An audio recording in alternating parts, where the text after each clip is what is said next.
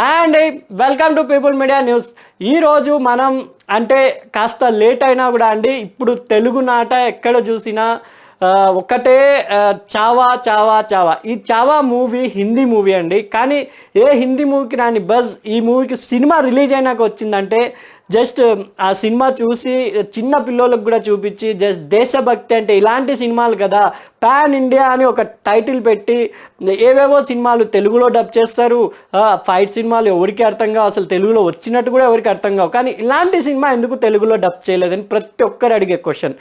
Chhaava cinema తెలుగులో ఎందుకు dub చేయలేదు? ఒకవేళ రిలీజ్ చేసి ఉంటే ఈరోజు హౌస్ఫుల్ కలెక్షన్స్తో రన్ అయ్యేది.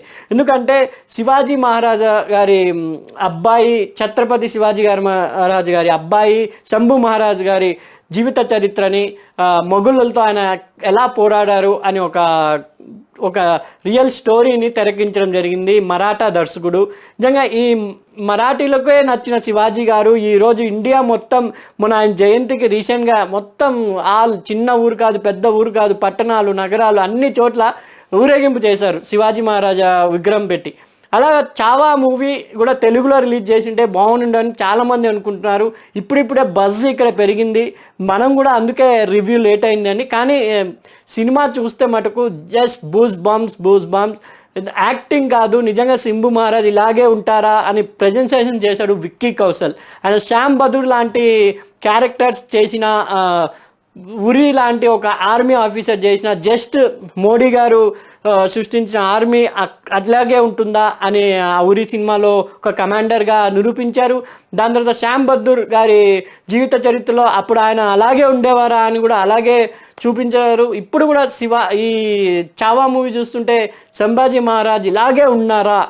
ఆ రోజులో ఎంత హవాభావాలతో నిజంగా ఆయన డైరెక్షన్కి, డెడికేషన్కి హ్యాట్స్ ఆఫ్ చెప్తూ విక్కీ కౌశల్ బయోపిక్ హీరో అని ఒక ముద్ర పడింది. నిజంగా చాలా పర్ఫెక్ట్ యాక్టబుల్గా ఖాన్ త్రయం ఉన్నా కూడా తట్టుకొని ఆయన హీరోగా కమ్మింగ్ ఇస్తూ ఇప్పుడు పెద్ద బ్లాక్ బస్టర్ హిందీలో ఒక 2 years తర్వాత ఇంత పెద్ద బ్లాక్ బస్టర్ హిట్ రావడం అంటే నిజంగా అటు సైడ్ బాలీవుడ్కి కూడా ఒక మంచి ఎఫెక్ట్ అండి ఇది. చావా స్టోరీ విషయానికి వస్తే స్టోరీ ఏం లేదు. శివాజీ మహారాజా గారు మరణాంతరం అంటే మొఘలులకు అప్పటికి ఆ వార్త తెలిసి ఉండదు, ఎవరో గూఢాచారి ద్వారా తెలుసుకుంటారు. అప్పుడు వచ్చి ఔరంగజేబ్కి చెప్తారు, జస్ట్ ఛత్రపతి శివాజీ మహారాజు గారు చనిపోవడం జరిగిందంట. అంటే వాళ్ళంతా పండగ చేసుకుంటారు, ఇంకెవ్వరు ఆపేవారు లేరు, ఆ స్థలాలు అన్నీ మహారాష్ట్రీయుల స్థలాలన్నీ మనం ఆక్రమించుకోవచ్చు అనే ఫీలింగ్తో ఔరంగజేబు వాళ్ళ మంత్రి బృందం అందరూ ఉత్సాహమవుతారు. ఇప్పుడు వాళ్ళని ఎవరు ఆపుతారు అంటే శివాజీ మహారాజు గారి అబ్బాయి, ఆయన పుత్రుడు సంభాజీ మహారాజు గారు, శివాజీరాజు అంతా ట్రైనింగ్లో కానీ, గుర్రపు స్వారీ కానీ, వీరుడు అని వాళ్ళు తెలుసుకోలేకపోతాడు. ఆయన యుద్ధంతో అప్పటికి ఔరంగజేబ్కి కూడా అనిపిస్తుంది, అరే శివాజీ తర్వాత ఇంతమంది వాళ్ళ అబ్బాయి కూడా ఇంత దృఢంగా మనకు టఫ్ ఇస్తాడని. నిజంగా లాస్ట్లో అందరూ మొఘలులు పట్టుకొని శంభు మహారాజుని పట్టుకొని మొత్తం కత్తులతో దాడి చేస్తారు. ఆ సీన్లో అయితే నిజంగా జీవించేశాడు విక్కీ కౌశల్. మీకు ఆ సీన్ చూస్తే ఎందుకు రివీల్ చేయకూడదు కానీ చూస్తే నిజంగా థియేటర్లో బయట వచ్చి ఎవరైనా రివ్యూ అడిగితే ఏడ్ చేస్తున్నారు. జస్ట్ ఆఫ్టర్ లాంగ్ టైం అనుకుంటా అంత ఎమోషనల్ టచ్ అయింది ప్రేక్షకులు. నిజంగా ఈ సినిమాలో మీరు రీల్స్ కూడా చూసింటారు, కొన్ని చిన్నపిల్లలు చావా గురించి ఇలా చెస్ట్ దగ్గర చేయి పెట్టుకొని చెప్పి మాట్లాడడం, అవన్నీ జై హో భారత్ అని ఇవన్నీ అనడం. నిజంగా ఇప్పుడు పిల్లలకి చావానే కాదు, మన తెలుగు రాష్ట్రాల్లో కూడా చాలామంది యుద్ధ వీరులు ఉన్నారు, వాళ్ళ గురించి కూడా ఒక బయోపిక్ తీస్తే ఇప్పుడు బాగుంటుంది. ఎందుకంటే ఆల్రెడీ మన మెగాస్టార్ గారు ట్రై చేశారు, ఆ సినిమా కొంతమందికి రీచ్ అయింది కానీ కొంతమందికి ఎక్కువ రీచ్ కాలేకపోయింది. కానీ అది కూడా సైరా నరసింహారెడ్డి ఈ సినిమా ద్వారా ఆ సినిమా కూడా మాట్లాడుకోవడం జరిగింది, ఆ సినిమా కూడా చూడడం జరుగుతుంది చాలామంది.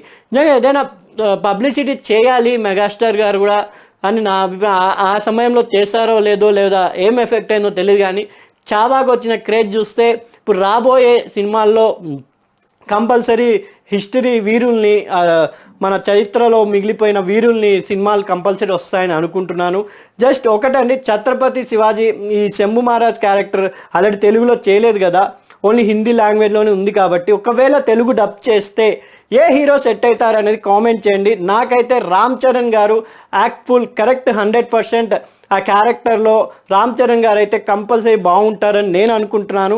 మీ అభిప్రాయం ఏందో? ఏ హీరో అయితే ప్రభాస్ గారా, మహేష్ బాబు గారా, రామ్ చరణ్ గారా, లేదా ఎన్టీఆర్ గారా, ఎవరు శివాజీ మహారాజ్ వాళ్ళ అబ్బాయి లేదా శివాజీ గారి క్యారెక్టర్ కానీ లేదా శంభు మహారాజ్ క్యారెక్టర్ కానీ చేస్తే బాగుంటుందనో ఒకసారి కామెంట్ చేయండి. ఇంకొకటి సినిమాలో మాట్లాడుకున్న ఇంకొక వ్యక్తి అక్షయ్ ఖన్నా నిజంగా అండి ఔరంగజేబ్ మాదిరి చాలా అద్భుతంగా చేశారు. అసలు ఔరంగజేబ్ ఇంత కృటీరంగా ఇంత క్రూరంగా ఉంటాడా, నిజంగా ఇలాగే ఉన్నాడా అనే ఆయన హావభావం కూడా, ఆయన స్క్రీన్ ప్రెజెన్స్ కూడా చాలా బాగుంది. నిజంగా అక్షయ్ ఖన్నా గారికి కూడా ఆయన యాక్టింగ్కి హ్యాట్సప్ అండి. విలన్ క్యారెక్టర్ చేసిన ఆయన యాక్టింగ్ జీవించేశారు కాబట్టి అక్షయ్ ఖన్నా గారు కూడా ఫ్యూచర్లో మంచి విలన్గా తెలుగులో కూడా వస్తారని ఆశిద్దాం. Sign up.